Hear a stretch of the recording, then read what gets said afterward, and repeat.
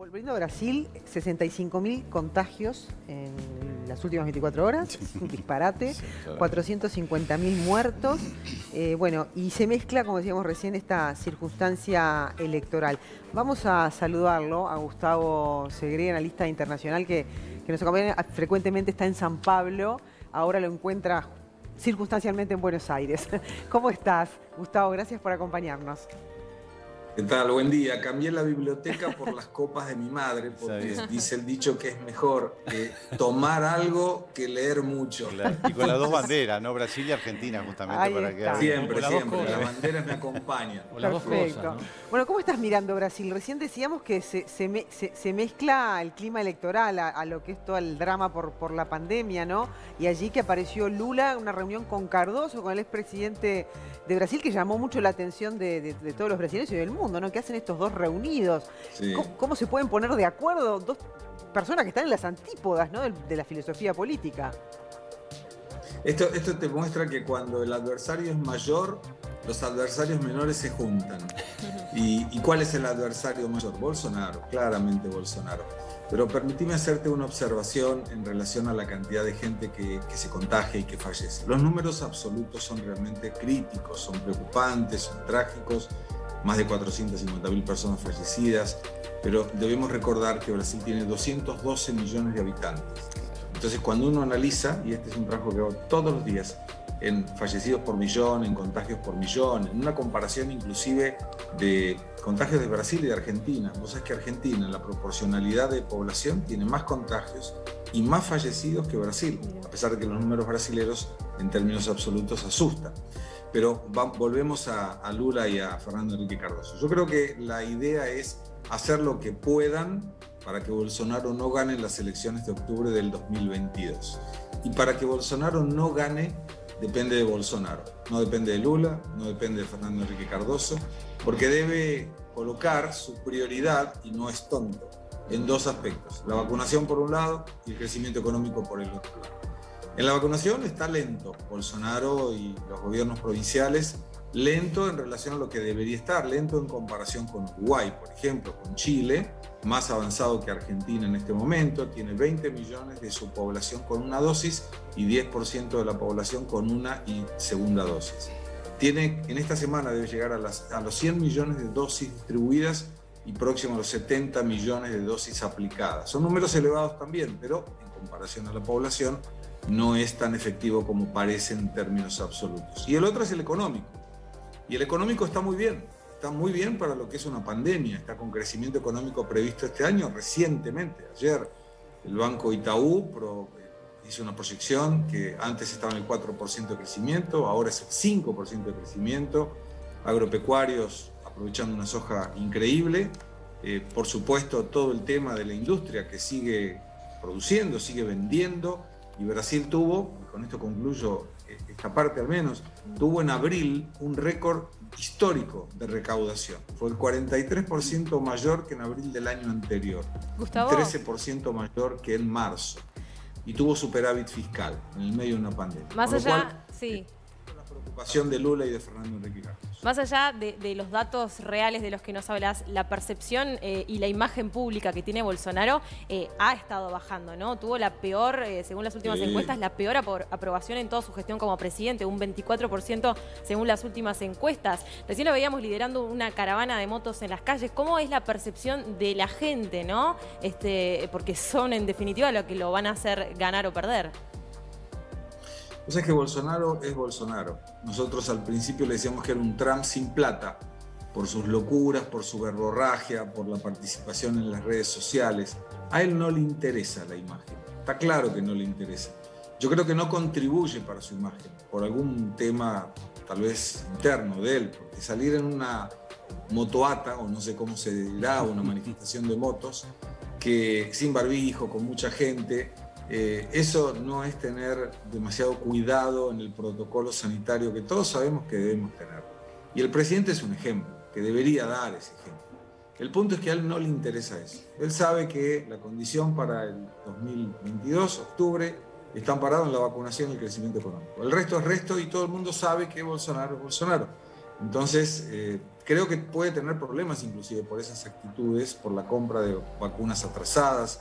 Hay una comisión parlamentaria de investigación que lo está investigando en relación a eso, pero el crecimiento de la imagen de Bolsonaro se mantuvo cuando el año pasado, en medio de la pandemia, aplicaron la ayuda social a 54 millones de personas. Ahora está nuevamente la ayuda social, con lo cual no me extrañaría que en las próximas encuestas de un mes o 2 meses la imagen vuelva a subir. No es algo que hoy te pueda determinar que Bolsonaro está concluido en su mandato, al revés. ¿Qué es lo bueno que ha hecho Bolsonaro, más allá de eso que en algún momento le dio unos puntos más de adhesión de la ciudadanía por las medidas sociales? ¿Ha hecho algo bueno? Yo te diría que sí, desde el punto de vista del ataque a la corrupción. No se conoce ningún caso de corrupción en el gobierno de Bolsonaro, él es muy duro en relación a eso, y eso fue lo que lo colocó en el mandato. O sea, era la antítesis de un gobierno caracterizado por la corrupción, que era el gobierno del Partido de los Trabajadores. Y él aprovechó muy bien esa grieta, es decir, es populismo con la corrupción o yo. Y en aquel momento, para ser muy sincero, si ponían al Pato Donald, ganaba el Pato Donald. O sea, no era Bolsonaro por Bolsonaro en sí. Claro. Era alguna opción contra el populismo corrupto. Ahora, sin embargo... Y ahí estaba y ganó Bolsonaro. ¿Cómo? Que sin embargo tiene 117 solicitudes de destitución, ¿no? Se está pidiendo... Sí, pero tampoco es tonto.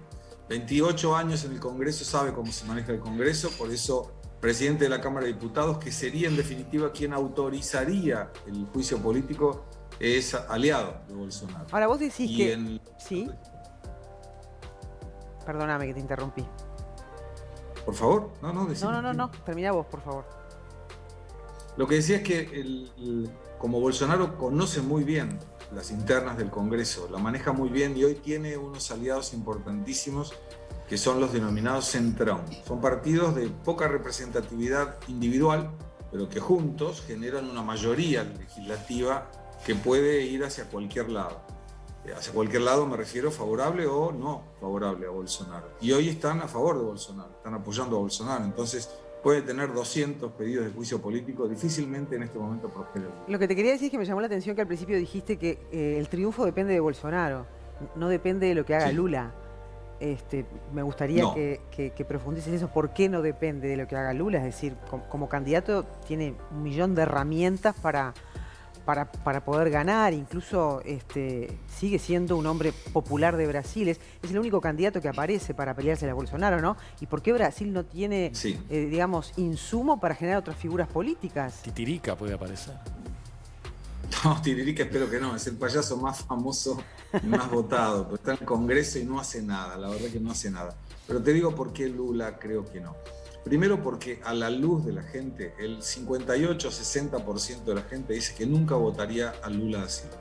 Si el 60% de la gente dice que no lo vota a Lula da Silva, es que Lula da Silva no tiene cómo ganar. Está más de 50,1 para ganar, por lo menos en una segunda vuelta. Por otro lado, se entiende, y la sociedad interpreta, que Lula está libre por una agraciada decisión de la Corte Suprema, y no porque es inocente. Porque de hecho le cambiaron la metodología en la jurisdicción de los procesos, anularon los procesos y Lula puede competir. O sea, queda muy claro que era una situación para que Lula pueda competir. En mis redes sociales del día de ayer, en Twitter y en Instagram, coloqué un video de Lula en una ciudad, en Bahía, que es un lugar espectacular para el Partido de los Trabajadores, donde lo echaron a los gritos de corrupto, Lula ladrón, y tuvo que bajar gente del micro de apoyo para que pueda salir. Y hoy la gente busca una opción, pero siempre es una opción superadora. Entonces, cuando vos tenés, por ejemplo, números también, y esto no es Bolsonaro, es Paulo Guedes, que es el ministro de Bolsonaro. En los primeros 3 meses del año 2021, Brasil generó 873.074 puestos de trabajo. El año pasado se crearon 2.300.000 empresas nuevas. Brasil tiene récord en la balanza comercial. Esto quiere decir que exportó mucho más de lo que importó. 10.350 millones solamente en abril. Una previsión, obviamente, 50.000, 60.000 millones este año, más 60.000 millones de dólares de inversiones directas del exterior. Te genera una oferta de dólares espectacular, lo cual te muestra que el dólar no tiene ningún motivo para subir. Y esto te permite una estabilidad económica en relación al tipo de cambio para inversiones, para importar, para exportar, y eso es bueno para el país. Por otro lado, la situación de la antítesis en general, en países como Argentina, como Uruguay, como Brasil, las elecciones se marcan porque el que está no hizo las cosas bien. Si el que está hace las cosas bien en lo que es importante para el elector, la oposición lo que tiene que hacer es mostrar algo superador. ¿Y qué podría ser superador? Voy a hacer planes sociales. Y Bolsonaro dice, no necesitan porque yo le conseguí empleo, que es la base para terminar con la pobreza. Entonces, desde que Bolsonaro no pierda a Paulo Guedes, y eso es lo que más nos interesa, yo me levanto todos los días y miro, Paulo Guedes está así, adelante. Si Bolsonaro no estuviese, yo creo que desde que se quede Paulo Guedes, la cosa va a funcionar. Pero el secreto hoy en Brasil económico es Paulo Guedes, no es tanto Bolsonaro. Bueno, muy bien, nos quedamos con ese. ¿Querías decir algo más? Yo quería volver un poquito a la pandemia, porque muchas veces la gente minimiza, cuando hablamos de 400.000 y pocos muertos en Argentina, en Brasil, un país que tiene 200 y pico, ¿no?, de millones de personas, dicen, esto es como una gota en el océano. ¿Por qué no minimizar 400.000 muertos en un país tan gigantesco como Brasil en lo que tiene que ver con la pandemia? Porque lo escucho permanentemente. No, yo creo que no hay que minimizar. Una muerte es una muerte y si puede ser evitada, hubiera valido la pena intentarlo. Brasil cometió algunos errores y no respecto solo de Bolsonaro, porque no nos debemos olvidar que en Brasil la potestad para abrir la circulación o cerrar la circulación era en definitiva el intendente. Si Bolsonaro, como lo dijo, abran todo, y el gobernador decía que no, y el intendente decía que no, no se abría. Nunca tuvimos en Brasil una cuarentena, siempre fue un aislamiento recomendado. Y muchas veces funciona mejor, porque te dicen, mira, evita salir entre las 9 de la noche y las 5 de la mañana. Y vos no vas a salir porque no tenés que salir. Ahora si te dicen, está prohibido salir y yo te voy a colocar una aplicación. Yo tuve ayer 2 horas para llegar desde 6 a la casa de mi madre, por la cantidad de controles, que son controles que nos gustaría ver para que detengan a los delincuentes, no para que detengan a la gente que está circulando. Entonces, esa visión de los 450.000 fallecidos, en ocasiones se hubiera podido resolver, no te digo muchos, pero a lo mejor algunos. Y si hubiera sido un pariente tuyo o mío, hubieran sido muy importantes como los parientes de cada uno de los fallecidos. Perfecto. Que tiene que ver con camas de terapia intensiva, con oxígenos, con anticipar vacunas que no se han anticipado y ahora se está investigando por qué. Entonces, no debemos minimizar, claramente no es un número expresivo en relación a la gente que fallece, pero son personas que lamentablemente perdieron su vida y que a lo mejor en algún caso hubiera podido ser evitado. Bárbaro. Bueno, ¿cuándo volvés para San Pablo? Voy a estar hasta el 17 de junio aquí en Argentina, sufriendo en carne propia lo que sufren todos los argentinos. Y bueno, ¿pero ya te has podido vacunar? Me vacuné en Brasil, primera dosis. Mirá. Ahí hay una ventaja, vos podés elegir qué vacuna te aplican. En Brasil podés elegir, dependiendo del vacunatorio, qué vacuna te aplican. ¿Entre cuáles? La vacuna, porque yo tengo hipertensión. Entre las opciones son Oxford AstraZeneca, Pfizer y la de Butantan, que es marca Coronavac de China, de la Sinovac de China. Bueno, y yo elegí la igual que acá, igual que acá. No, pero que tuviste eso, porque en Brasil hay muchísima gente que no se está pudiendo vacunar. O sea que la verdad que se puede decir que ligaste. No, en San Pablo vacunaban entre 55 y 59 años con algún problema de enfermedad existencial y yo soy hipertenso. Claro. Entonces, con la documentación correspondiente, me vacunaron. Ni sabía que podía hacerlo, lo leí y dije, tenía los exámenes, tenía el dictamen médico y fui y me vacunaron inmediatamente. Fenómeno. Y ahí elegí cuál era la vacuna. Muchas gracias, Gustavo. Te mandamos un abrazo grande y agradecerte siempre tu tiempo. Chau, hasta luego. Es un crack, ¿eh? Gracias. Sí, muy claro. Lo habían tenido un día, yo lo vi de casa, haciendo, digamos, todo este análisis que ahora se mezcla lo electoral con lo... Pero es increíble, ¿no? Que Brasil tenga solamente a Lula ahí de vuelta, ¿no? Y aparte gente vieja, ¿no? O sea, ya, claro. Digo, no es por eso desmerecer, pero me refiero a políticos ya de edad y no surgen figuras nuevas. Lula a eso Lula no sé qué edad tiene, pero estará más de los 70 seguro, ¿no? Y yo pensaba cómo puede impactar en esa población una transición en el caso de que Lula llegara a ganar entre Bolsonaro y Lula, dos políticas totalmente antagónicas. Evidentemente puede llegar a ser un proceso muy difícil. Yo creo que falta una figura nueva, joven, de centro.